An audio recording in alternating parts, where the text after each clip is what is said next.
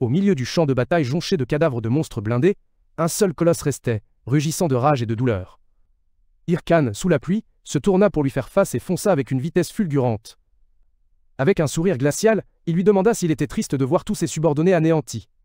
Il ajouta qu'il les rejoindrait bientôt. Les moqueries d'Irkhan firent rugir de fureur le monstre survivant, qui frappa le sol, se préparant à la confrontation finale.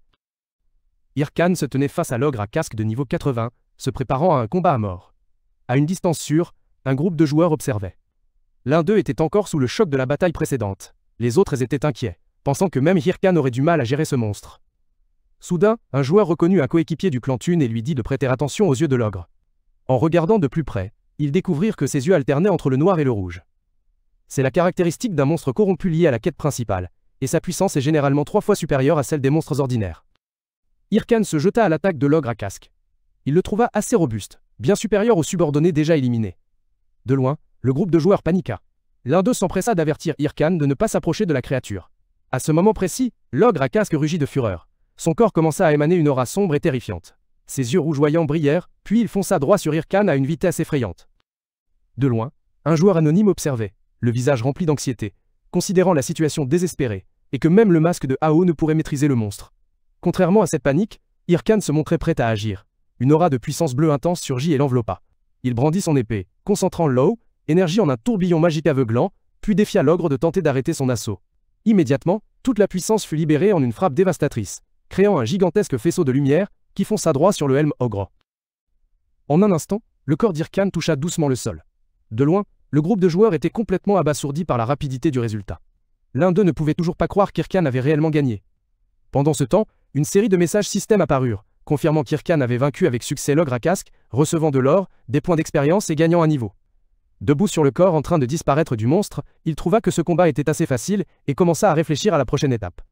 À ce moment précis, un autre message indiqua qu'il avait reçu le fragment de casque de l'ogre à casque. Après avoir reçu la notification que les exigences de la quête étaient remplies, Irkhan prévoyait de retourner voir Magwung pour continuer la trame principale. Cependant, avant de partir, il se souvint soudain d'un problème à résoudre, le partage des objets acquis. Le butin des 20 orques noirs et d'un rare ogre à casque serait assurément très précieux. Selon la coutume, le joueur qui attaquait le monstre en premier avait le droit de décider comment partager la récompense, ce qui rendait les autres joueurs anxieux. Cependant, Irkhan se sentait agacé car c'était lui qui avait porté tout le poids de la bataille. Il se sentait secrètement ennuyé, pensant qu'il aurait dû attendre qu'ils soient tous éliminés dès le début. Soudain, un des observateurs prit la parole, exprimant sa sympathie et disant qu'il comprenait le sentiment de « être abandonné au moment le plus difficile ».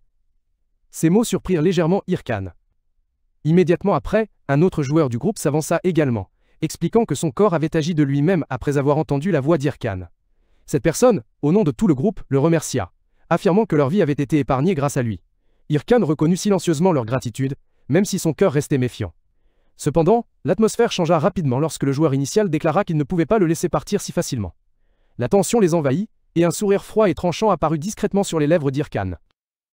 Irkhan pensa, comme il s'y attendait, que face à l'attrait de l'argent, tout le reste devenait insignifiant. Immédiatement après, le groupe de joueurs se pressa soudainement autour de lui, se bousculant et se disputant pour savoir qui prendrait la photo avec lui en premier. Ce comportement incompréhensible laissa Irkhan perplexe. Un membre du groupe expliqua qu'ils essayaient de prendre un selfie avec lui pour prouver leur participation au raid. Gardant une attitude vigilante, Irkhan demanda s'il voulait partager le butin. L'homme costaud parut déconcerté par la question. Il se tourna vers un autre coéquipier et lui demanda s'il avait besoin d'objets. L'autre coéquipier répondit joyeusement que bien sûr que oui, car ces objets valaient une fortune. Immédiatement, l'homme costaud lui tapota violemment l'épaule. Il pensait que Irkhan devrait prendre tout le butin après les avoir sauvés. Le groupe de joueurs s'est ensuite montré très enthousiaste, l'encourageant à tout accepter d'une manière des plus romantiques. Irkhan était complètement perplexe face à cet acte étrange, se demandant ce que ces gens entendaient par romantique. Se sentant vraiment incapable de les comprendre, Irkhan décida de partir. Lui et son armée de squelettes se sont rapidement déplacés à travers la jungle dense. À ce moment-là, l'un des joueurs inconnus l'appela, lui proposant de rejoindre leur clan. Un joueur représentant le groupe a offert d'aider Irkhan à tout moment, bien qu'ils admettent leurs compétences inférieures. Irkhan les a observés et a pensé un instant que, même s'ils semblaient idiots, jouer avec eux serait amusant. Cependant, il a rapidement rejeté cette idée. Il a réalisé qu'en les accompagnant, il ne pourrait jamais devenir la version la plus forte de lui-même. Avec un sourire froid, Irkhan a redéfini sa voie. Il croyait qu'une personne comme lui devait affronter des adversaires dignes, à savoir les 30 meilleures familles. Sa décision prise, Irkhan s'est retourné et a ordonné à son armée de squelettes d'accélérer. Il voulait achever rapidement sa mission actuelle pour continuer à avancer. Ailleurs, au milieu du champ de bataille, Shirou se tenait sur la carcasse d'une bête gigantesque, entourée de membres de la guilde stupéfaits. Tandis que tous acclamaient sa victoire et appelaient Vailel, équipe de récolte, Shirou trouvait juste ce combat trop facile. La foule la célébrait comme la reine de la foudre. Le regard de Shirou se posa sur Ai et Hatch. Ai était extrêmement excité, ne tarissant pas d'heure, éloge sur les mouvements élégants et magnifiques de Shirou. Après avoir atterri doucement, Shirou s'enquit de la situation.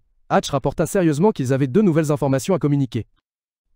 Hatch commença à rendre compte d'une guerre qui avait éclaté entre 2 des 30 principaux clans, un affrontement entre les clans Triple Wing et Big Smile.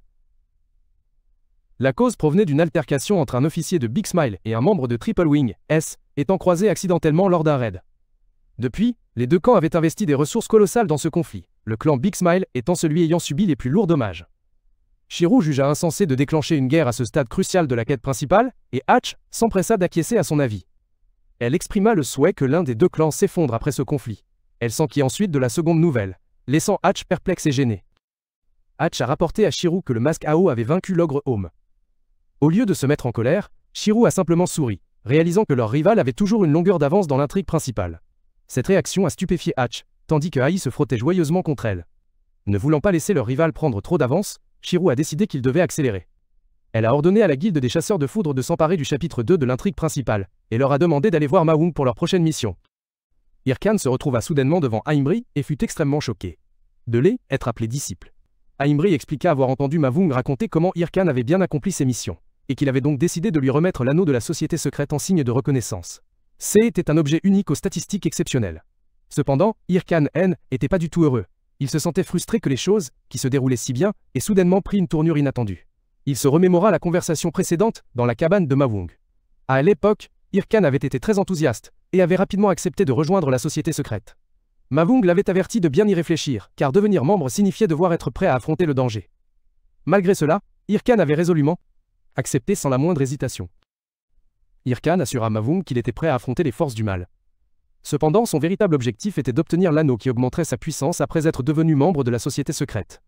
Mawung acquiesça et demanda à Irkan de revoir son maître. Irkan fut stupéfait un instant, il ne s'attendait pas à ce que la personne qui lui avait donné l'insigne soit le PNJ Aimbri.